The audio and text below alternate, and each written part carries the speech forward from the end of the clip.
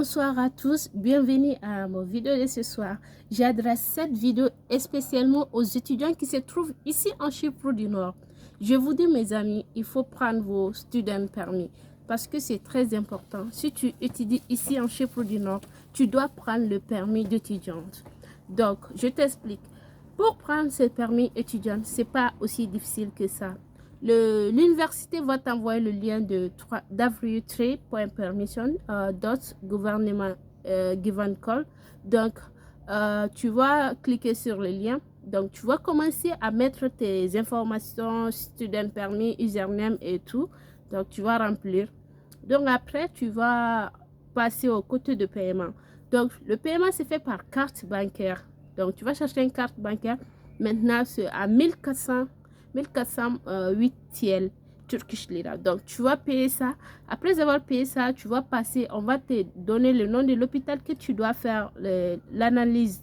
Donc, tu vas aller, on va faire le prise de sang. On va faire les analyses de ça. L'hôpital va te donner rendez-vous pour aller prendre les résultats du sang. Donc, si c'est... tu vas aller faire le contrôle et tout. Donc, après ça, tu vas payer 200 Turkish Lira pour les taxes. Donc, c'est pas aussi difficile que ça. Il faut prendre vos student permit parce que c'est très important. Si tu es venu au début d'année, tu prends le student permis pour une année.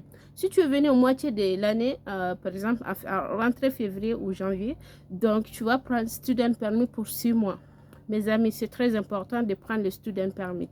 Parce que si tu ne prends pas, on peut t'amender. Tu peux même payer plus de 500, 600, parce que même maintenant même, on peut t'emprisonner pour ça.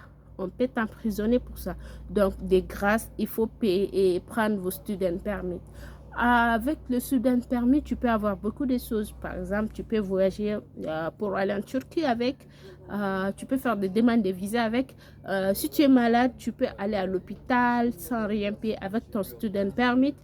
En plus aussi, il y a des banques, si tu veux faire des trucs, si tu as ton student permit, ça te permet de faire beaucoup de choses en fait. Par exemple, il y a même des banques si tu veux prendre ton argent et tout.